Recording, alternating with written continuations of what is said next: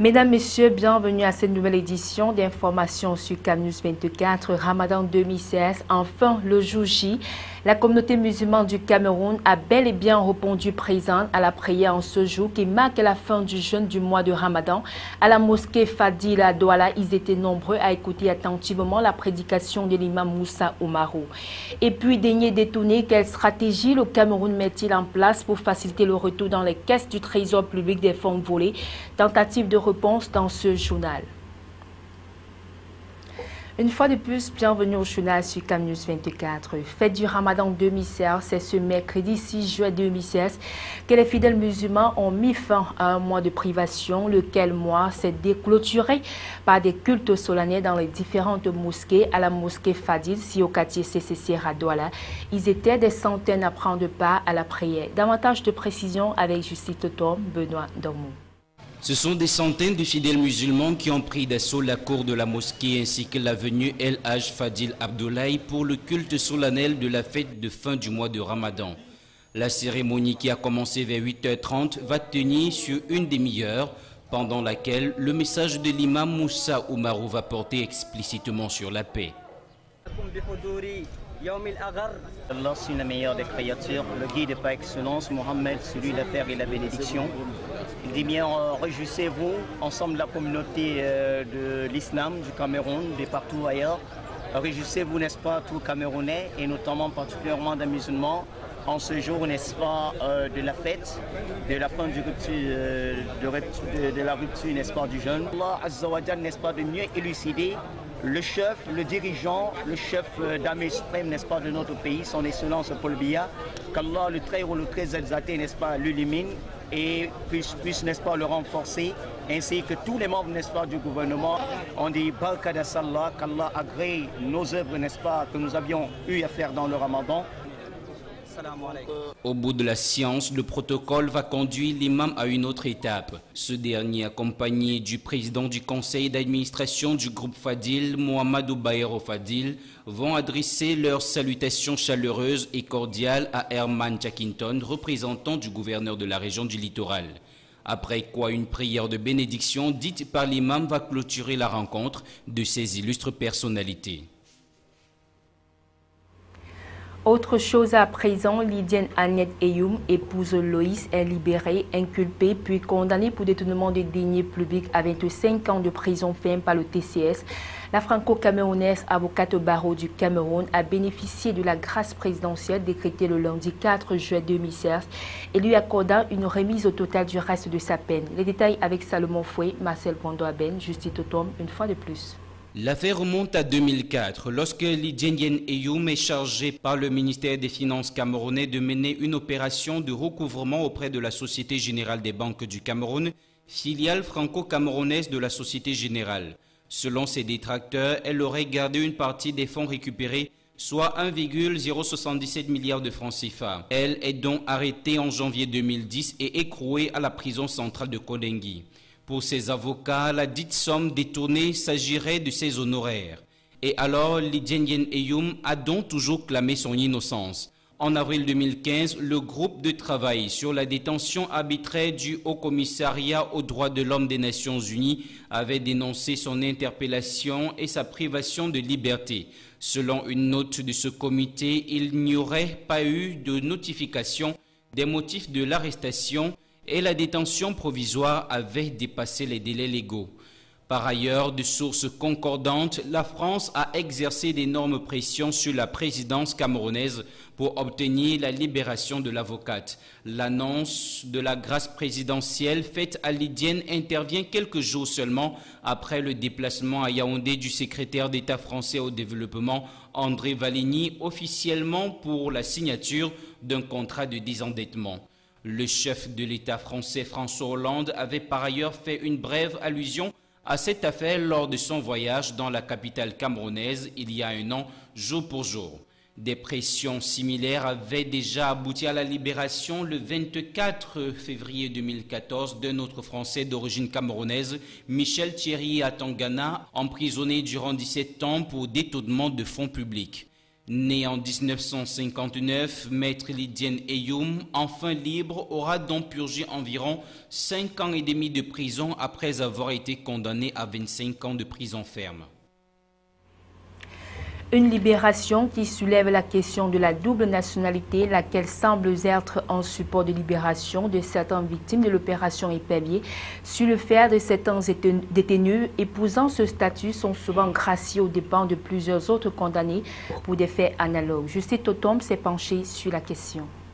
La libération de Maître Lidien Eyoum, la franco-camerounaise, vient s'ajouter à celle de Michel Thierry à Tangana et bien d'autres portant le même statut. En effet, l'obtention de la double nationalité serait un atout majeur pour la libération des éperviables.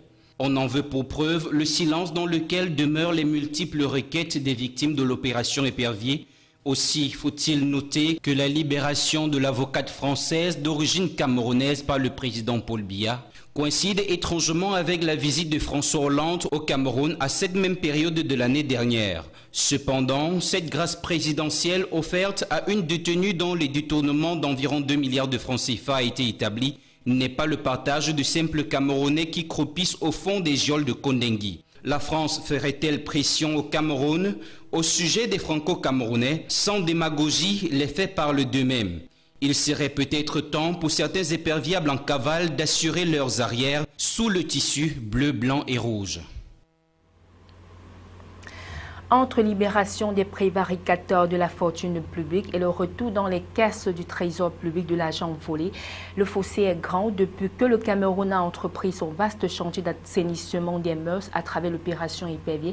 Il peine à recouvrer les sommes placées dans les paradis fiscaux par des voleurs à col blanc. Et pourtant, le vœu qui est le plus souvent formulé en relation avec ces affaires de détournement des deniers publics, c'est que les fonds détournés reviennent dans les caisses de l'État et puissent permettre au développement du pays. Donna Anouzouan. Au Cameroun, l'on est bien loin de l'euphorie qui a suivi les arrestations de certains anciens gestionnaires de la fortune publique. C'est sous fond de commentaires creux que l'on se souvient des attroupements observés dans les cours et tribunaux de Yaoundé lors de ces audiences qui révélèrent le caractère coercitif et impitoyable de l'opération Épervier. Désormais, les priorités de l'opinion camerounaise sont ailleurs. Le vœu qui est le plus souvent formulé en relation avec ces affaires de détournement de deniers publics, c'est que les fonds détournés reviennent dans les caisses de l'État et puissent permettre au pays de se développer. Au cours des procès, des sommes astronomiques d'argent ont été avancées et quelques comptes évoqués dans les banques à l'étranger. À ce jour, l'on en est à interroger l'efficacité des politiques mises en place par le Cameroun pour le retour au trésor public des fonds volés. L'argent qui a été volé par les détourneurs de deniers publics n'est jamais rentré. Donc il y a un manque, dirais-je, de coordination avec les pays étrangers. Il y a un manque de diplomatie, parce que c'est qu'une question de diplomatie. Vous pouvez rentrer avec des diplomates, que ce soit en Suisse ou que ce soit dans les paradis fiscaux, pour chercher à recouvrer cet argent-là. Malheureusement, nous ne le faisons pas.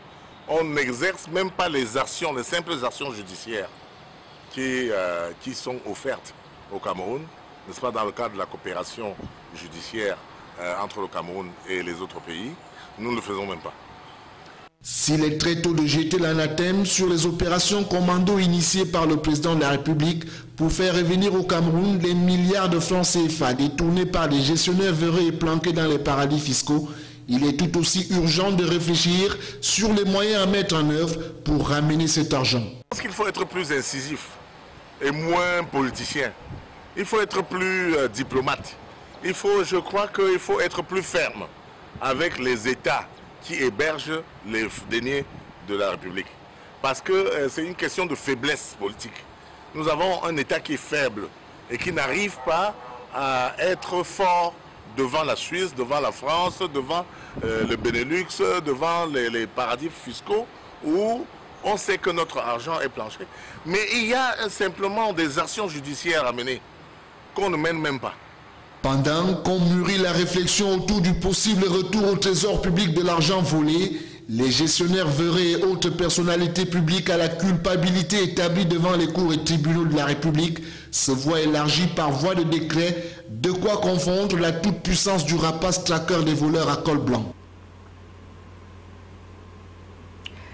Les vacances, nous y sommes, elles offrent aux enfants des occasions d'évasion et de repos après des mois intenses de cours.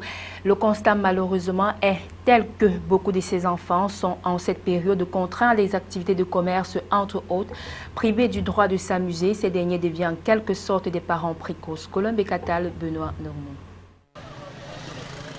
Le temps des vacances est en principe pour les élèves propice à la détente et au repos.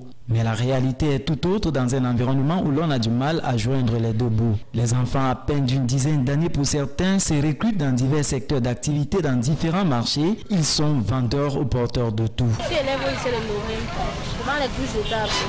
Pour des parents qui paient le tribut du chômage, ces enfants constituent une aide véritable et ces activités préparent ces petits à l'autonomie. La problématique vient de ce que dans bien des cas, les tout petits deviennent leurs propres parents. Par nature docile, facile à discipliner et craintifs pour protester, les enfants se retrouvent à assumer sous des intempéries des responsabilités qui incombent aux parents. Par exemple, pendant les vacances, quand l'enfant arrive, j'ai pu payer ma scolarité et payer mes fournitures scolaires. Je vais payer ma